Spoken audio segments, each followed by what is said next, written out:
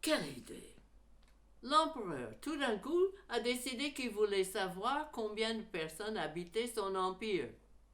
Et pour cela, il fallait que tous les hommes, chacun, retourne dans la ville de ses ancêtres. Il ne connaissait pas les Juifs de Palestine. Il n'a envoyé que 2 agents à Bethléem pour compter les habitants. Ce qu'il ne savait pas, c'était que presque tous les Juifs de Palestine, d'une façon ou d'une autre, se considèrent comme des descendants du grand roi David.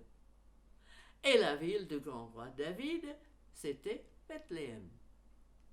Ce qui fait que dans les 3 premiers jours, ces 2 pauvres agents étaient submergés et les gens attendaient leur tour.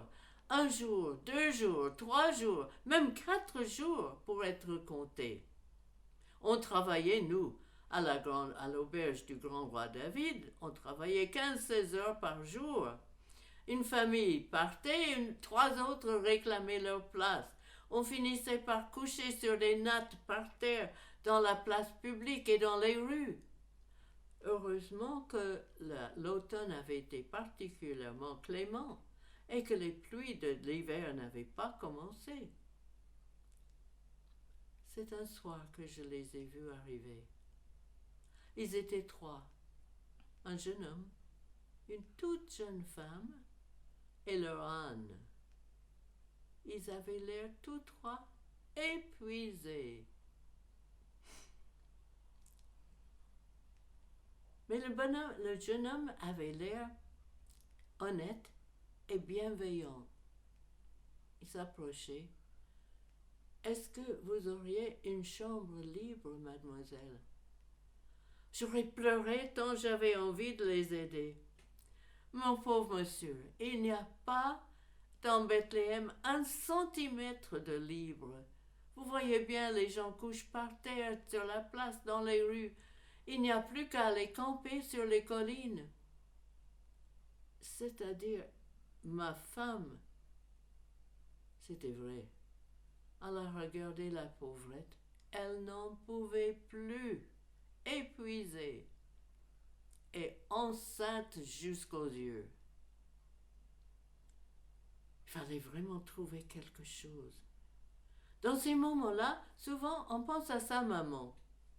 La mienne habitait avec moi dans une toute petite maison à la sortie du village vers les collines. Trop petit. Mais il y avait la petite grotte derrière la maison. Mon père l'avait agrandie de son vivant, agrandie et aménagée pour faire un petit étable qui était tout à fait correct. Notre voisin aimait bien y loger son bœuf. Si vous voulez bien me suivre, monsieur. À l'époque, ma mère était sage-femme.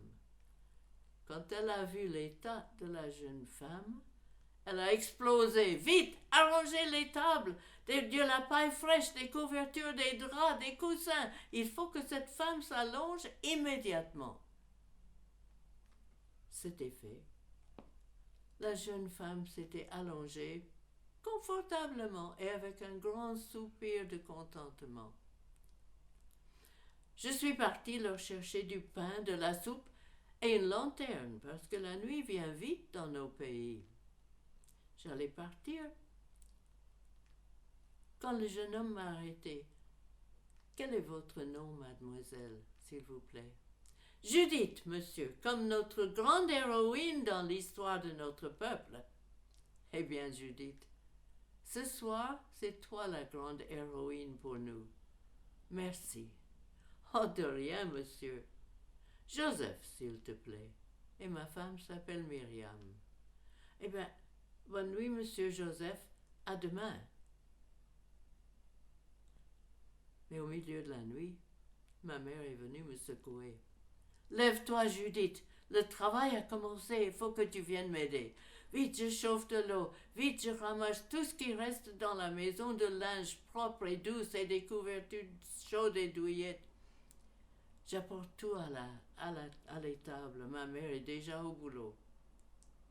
Au bout d'une heure à peu près, elle me met dans les mains un petit bonhomme, tout joli, tout parfait, minuscule, et qui protestait avec toute son énergie.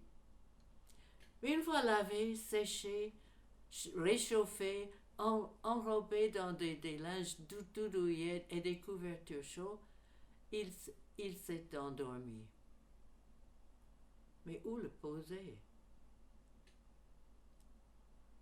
Le bœuf et leur âne avaient déjà mangé et étaient couchés à côté de la mangeoire. Bien sûr, avec quelques brassées de paille sèche, ça ferait un bon berceau. J'arrange et je dépose le petit. Maman était déjà sortie. Moi aussi. Mais aussitôt, j'entends, sur la route qui vient des collines, mais j'entends une bande de soulards qui chantent à tue-tête. Mais je cours pour les faire taire. C'étaient les bergers du village. Je les connaissais. Ephraim, j'ai dit, arrêtez-vous. J'ai des gens qui dorment ici. Mais nous chantons la gloire de Dieu, hurle-t-il. Mais le gloire de mon pied, maintenant j'ai une toute jeune à coucher dans l'étable et un bébé, un nouveau-né qui est couché. Un bébé nouveau-né couché dans une armoire, dans une mangeoire? Oui, pourquoi? Hé les gars, venez, c'est ici, mais chut, pas un bruit. Ils entrent sur les pointes des pieds et ils entourent la mangeoire. Ils contemplent le petit qui sourit aux anges. Puis, l'un après l'autre, ils se mettent à genoux. Ils restent comme ça un moment, puis ils se lèvent et ils s'en vont comme ils sont venus. Moi aussi, mais avant de rentrer dans la maison de ma maman, j'ai entendu sur la même route qui va aux collines, j'ai entendu de nouveau chanter. Il est né le divin enfant. Bizarre. Dans les jours qui venaient, ils sont revenus, parfois seuls, parfois tous ensemble, pour adorer leur divin enfant. Les gens du village aussi venaient et qui apportaient l'un un pot-au-feu, l'autre un gâteau, l'autre une couverture, l'autre un bout de mouton. Tout le monde venait voir ce petit. Ah oui, ce qui est arrivé aussi dans cette semaine-là, c'est que Bethléem commençait quand même à se vider. Alors, toutes les dernières familles étaient comptées et partaient, et on a pu emménager notre petite famille de leur étable dans une chambre à l'auberge du roi David. Le 8e jour, c'est le rabbin du village qui est venu faire la circoncision. Et après ça, ils sont restés encore un mois. Ils voulaient aller à Jérusalem pour faire les rites de purification et de présenter l'enfant au grand temple de Jérusalem. C'était pas trop loin, juste 15 kilomètres à pied. Quand ils sont revenus fatigués, Myriam avait l'air très fatiguée et elle est allée se coucher. Joseph m'a dit, il est grand temps que nous rentrons chez nous.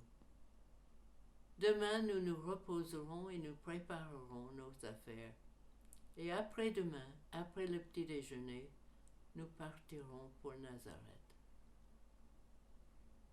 Le lendemain, je suis allée comme tous les jours faire la toilette de mon petit bonhomme. Il dormait quand je suis arrivée, mais à mon approche, il a ouvert les yeux tout grands et m'a regardé avec un vrai regard, les yeux dans les yeux. Et lentement s'étalait sur son visage de bébé un grand, un vrai sourire, le premier. L'après-midi, on a eu une visite bizarre. 3 bonshommes habillés comme des rois, avec des serviteurs et des chameaux. Ils venaient de la route de Jérusalem, mais ils disaient qu'ils avaient traversé tout le désert pour venir voir le nouveau-né qui allait être le plus grand roi que le monde a jamais connu. Et puis ils sont partis par la route du désert. À mon avis, ils étaient échappés d'un asile. N'empêche que le lendemain, quand je suis allée porter le petit déjeuner, ils n'étaient plus là. Ils étaient partis vite, en secret, dans la nuit. Pour aller où? Pourquoi? Je ne les ai jamais revus.